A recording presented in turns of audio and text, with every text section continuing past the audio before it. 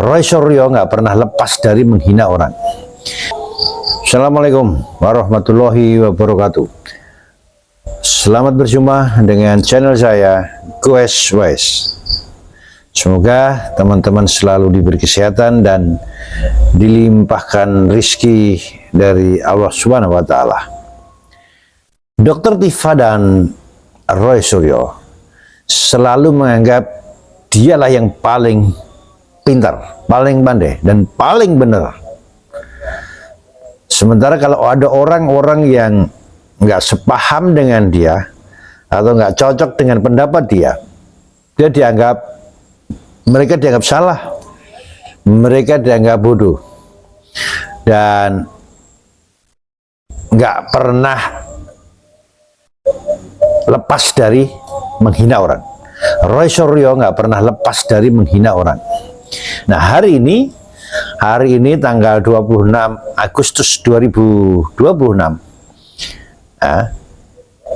di mana ada sidang pra-peradilannya Roy Suryo yang keempat, dan hakim mengatakan tuntutan dari Roy Suryo ditolak semuanya. Nah, seperti biasa, setelah persidangan atau sebelum persidangan biasanya juga ada Roy Suryo dan kawan-kawan selalu mengadakan press release, ya.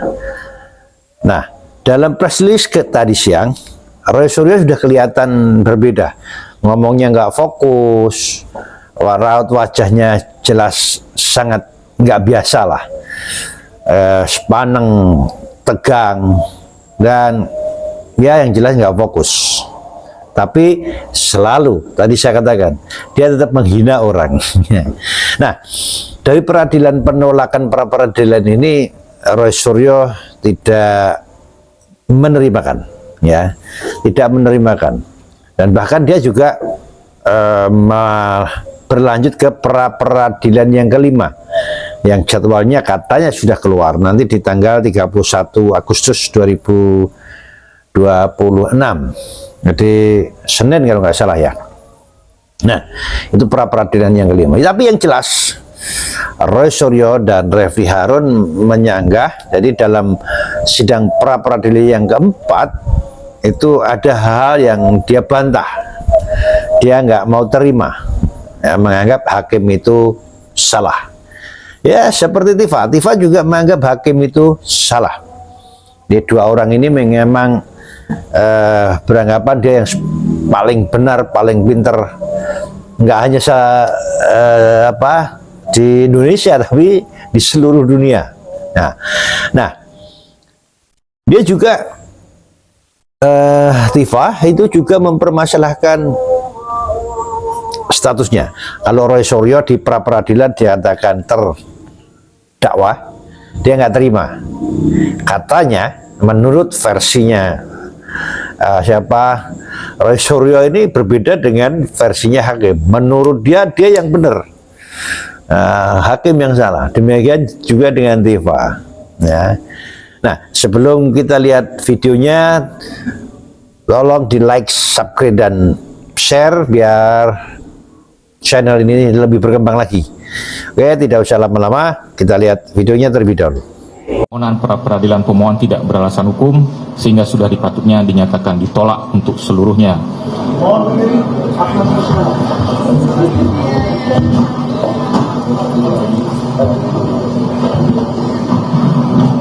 Juga karena status pemohon saat ini sudah berubah menjadi terdakwa. Sejak perkara pokok dilimpahkan oleh penuntut umum kepada Pengadilan Negeri Jakarta Timur dan telah diregister, maka sejak saat itu kewenangan terkait perkara telah beralih kepada Pengadilan Negeri Jakarta Timur dan status pemohon telah berubah menjadi terdakwa. Berdasarkan seluruh uraian pertimbangan di atas, maka permohonan pra-peradilan pemohon tidak beralasan hukum sehingga sudah dipatutnya dinyatakan ditolak untuk seluruhnya. Menimbang bahwa oleh karena permohonan pra-peradilan ditolak untuk seluruhnya, maka biaya yang timbul dalam perkara ini haruslah dibebankan kepada pemohon sejuta nihil. Oke, Mas Roy, silakan. Baik. Mas Roy ke tengah. Ya, Assalamualaikum warahmatullahi wabarakatuh. Waalaikumsalam. Ya, pertama-tama terima kasih atas kesetiaannya untuk tetap hadir pada putusan pra-peradilan yang keempat. Dan jangan lupa, ya, kami tetap mengajukan pra peradilan yang kelima, dan itu nanti akan mulai disidangkan pada tanggal 31 Agustus tahun 2026 minggu depan, ya gitu. Jadi sudah ada jadwalnya keluar. Nah, soal jadwal ini penting. Kenapa saya bilang soal jadwal? Karena jadwal ini bisa diketahui umum dalam SIPP, Sistem Informasi Pokok Perkara, ya. Nah, ini yang menjadikan keheranan saya juga ke para kuasa hukum, karena tadi hakim juga mengatakan status saya sudah berubah menjadi terdakwa. Padahal kita tahu Pak Refli Harun tadi juga sudah mengatakan status tersangka menjadi terdakwa itu kalau sudah duduk di kursi persidangan dan dakwaan dibacakan. Nah, jadi itu belum terlaksana. Saya belum duduk di ruang sidang pokok perkara, dakwaan belum dibacakan, bahkan jadwal sidang pokok perkaranya pun itu belum muncul dalam surat informasi pokok perkara yang ada di Pengadilan Negeri Jakarta Timur. Dan dari kemarin tersangka, karena kita mengajukan pra peradilan. Iya, jadi masih tetap tetap tersangka. Jadi itulah hal yang aneh, ya. Kalau tadi pertimbangannya adalah saya sudah berubah menjadi terdakwa, belum. Ya, itu. Dan yang kedua yang penting banget, tadi saya ulangi lagi, bahwa kalau melihat pertimbangan yang ada dari fakta-fakta persidangan, jelas banget tadi yang disampaikan Pak Refli, ya, bahwa bahwa pada saat sidang yang ketiga, ya, gitu, sidang keempat, maaf, itu termohon dan turut termohon itu sebenarnya tidak menggunakan, jadi kebalik tadi, tidak menggunakan haknya itu adalah sebenarnya termohon dan turut termohon, karena mereka tidak menggunakan haknya dalam pra peradilan. Mereka hanya mengadukan surat bukti, itu adalah surat, ya, alat bukti padahal minimal ada 2. Jadi yang namanya ahli mereka tidak bisa menghadirkan, saksi tidak bisa menghadirkan. Lah, ini kok sama sekali malah dibalik, seolah-olah kami yang kemudian tidak menggunakan haknya pada November sampai dengan 30 April waktu itu. Nah, yang penting lagi juga untuk saya sampaikan, mungkin teman-teman juga bertanya kemana beberapa wajah yang biasanya muncul pada press conference, ya. Jadi harus diingat bahwa kami pun juga tim Tokham, ya, teman-teman dari Tokham, ya, itu kuasa hukum saya, saat ini juga sedang mengajukan pra peradilan untuk sahabat kita yang ada di Banjarmasin, ya, untuk Babe Aldo. Yang berangkat ke sana ada Pak Gafur Sangaji, ada Pak Yasena, dan juga ada Bu Soraya. Nah, jadi kalau dilihat nanti, soalnya ada tuh termul yang sukanya bikin hoax, ya, gitu. Roy Suryo sudah ditinggal kuasa hukumnya, ya. Katanya orang itu filsafat, ya, gitu. Tapi filsafat itu kan biasanya kan dia pikir, filsafat itu kan banyak berpikir, tapi mungkin dia pikir dia pintar, gitu, ya, gitu. Jadi udah habis semuanya itu. Ngomongnya hoax semua. Ya, katanya waktu itu Pak Refli Harun bilang sudah mulai ngomong panci. Itu telinganya juga harus diperiksa, ya, karena yang Pak Refli Harun waktu itu sampaikan di sini juga itu, awas kalau maju itu seperti orang pancing. Pak Refli Harun bilang pancing, ya. Bukan panci, gitu loh. Itu tapi pancing yang nggak bisa maju. Nah, itu. Kalau maju. Jadi itulah yang katanya menggunakan filsafat, gitu, ya. Namanya kalau nggak salah Simon K atau siapa, gitu, ya. Ya, Simon K kalau nggak salah namanya, ya, gitu, ya, itulah parah lah. Jadi supaya tidak dimanfaatkan itu, maka teman-teman kita saat ini lagi membantu juga untuk, kenapa bantu? Karena ya, teman-teman media semua dari masyarakat seluruh Indonesia, saya sampaikan bahwa ini adalah bentuk perjuangan saya, tidak hanya untuk diri saya sendiri, tetapi juga untuk tegaknya hukum di negara kita secara adil. Karena beberapa dari yang sudah kita jalani 4 kali sidang, pada saat sidang berlangsung di PN Jakarta Timur, kami mendapati beberapa cacat prosedur, dan kemudian ternyata dilanjutkan dengan kemudian penyidangan saya, padahal amar putusan sudah jelas, ya, bahwa saya sudah dinyatakan, karena saya sudah dinyatakan batal demi hukum. Nah, kalau kemudian terjadi apa yang kemudian sidang berlanjut dan kami tidak melakukan perlawanan, artinya kita membiarkan cacat prosedur itu berjalan, ya. Karena apa? Siapa yang menetapkan orang menjadi tersangka maupun terdakwa ditetapkan itu adalah pengadilan. Nah, pengadilan sudah memutuskan saya bebas dari statusnya sebagai terdakwa dan tersangka. Lalu tiba-tiba dalam waktu hanya 3 hari saya dinyatakan lagi sebagai terdakwa dan harus mengikuti sidang. Nah, ini yang betul-betul terjadi sebuah catat prosedur yang harus betul-betul dikoreksi. Karena kapan seseorang dinyatakan sebagai terdakwa, kapan seseorang dinyatakan sebagai tidak lagi sebagai terdakwa, itu kan pada pengadilan yang terjadi. Tetapi ini oleh surat, gitu ya. Jadi amar putusan sudah ditetapkan di pengadilan, lalu kemudian ada surat yang menyatakan saya kembali menjadi terdakwa. Inilah yang menjadi bentuk saya selalu sampaikan kembali kita melakukan exercise demi untuk bangsa dan negara ini. Dan berikutnya lagi adalah bahwa seluruh masyarakat Indonesia, terutama kita semua, selain kita secara otodidak belajar hukum dengan peristiwa pengadilan atas nama saya, tapi ini adalah sebuah celah bagi kita semua, Anda semua, mahasiswa hukum, baik yang sedang menempuh skripsi maupun tesis atau disertasi doktoral, untuk menganggap ini sebagai sebuah topik yang menarik sekali untuk Anda uji semua, ya, di dalam penelitian Anda semua, karena ini sangat menarik. Peristiwa saya, ya, peristiwa hukum saya ini adalah salah satu dari bagaimana kita menerapkan KUHP secara perdana untuk yang pertama kalinya. Dan ternyata kita sama-sama mendapati bahwa KUHP itu memang betul-betul harus di-exercise. Saya tidak mengatakan KUHP jelek atau KUHP tidak bagus dan sebagainya, tetapi dari peristiwa yang saya alami ini betul ya, bahwa kita betul-betul membutuhkan ujian, membutuhkan exercise terhadap KUHP baru. Sehingga ke depannya akan ada koreksi yang mungkin bisa dilakukan oleh MK sebagai judicial review, atau kita bisa gunakan pra-peradilan ini untuk melakukan koreksi secara fundamental dalam apa yang terjadi, sehingga sekali lagi tidak terjadi kepada anak bangsa yang lain. Ya, demikian yang bisa saya sampaikan, dan mohon doanya agar karena sidang pra-peradilan ini langsung maraton ya, besok pagi kita akan lanjutkan dan seterusnya hingga putusan. Maka mohon doanya, saya mohon bukan karena saya ingin dimenangkan, saya mohon doa agar kita sama-sama mendoakan agar terjadi penegakan keadilan bagi negara kita tercinta ini.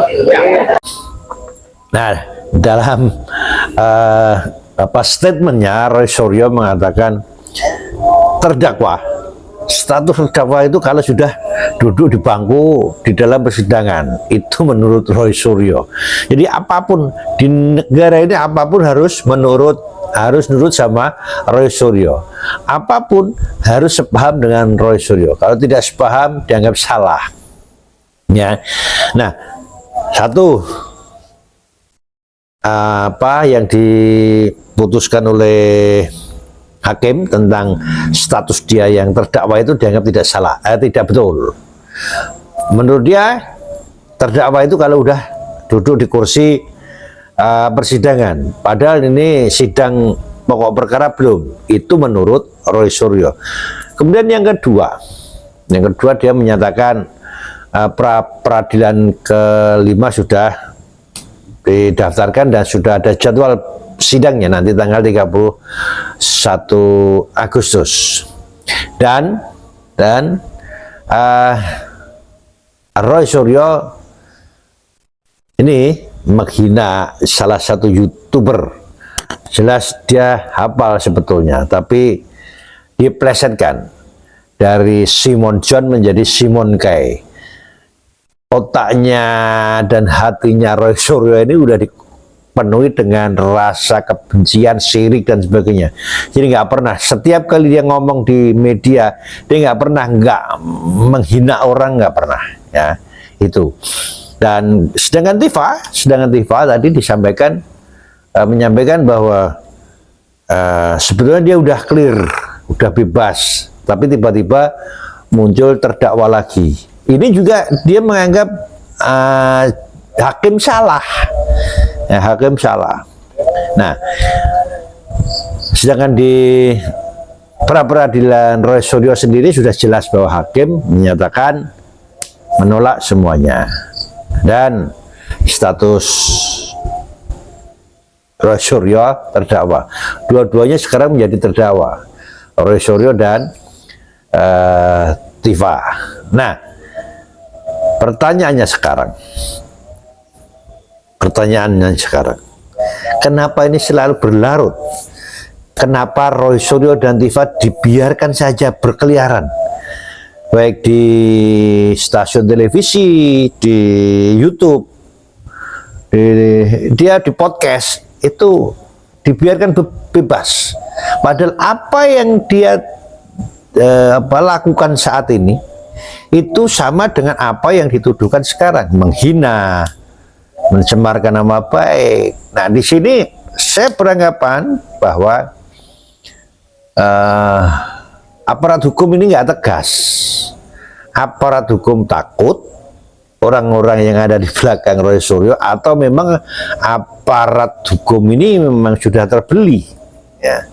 Makanya video yang sebelumnya saya mengatakan sebetulnya malas membahas Roy Suryo dan Pak Jokowi ini karena aparat hukumnya yang nggak jelas, nggak tegas, ya.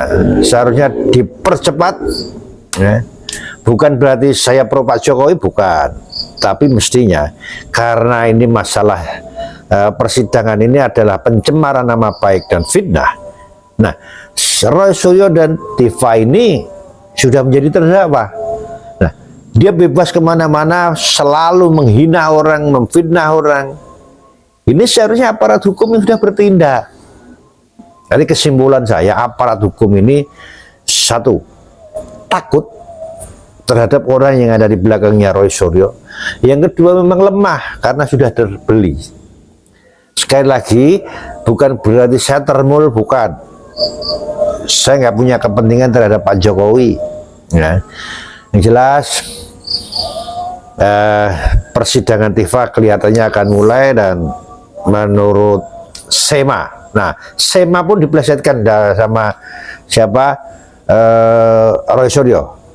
Surat edaran MA itu diplesetkan surat edanan, ya. Jadi Roy Suryo ini udah gila menurut saya, ya.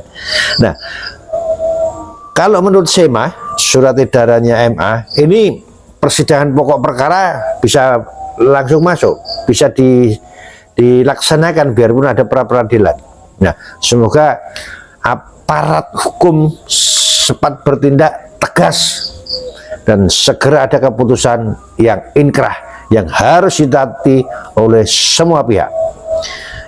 Nah, bagaimana persidangan selanjutnya ikuti terus Quest Wise. Wassalam.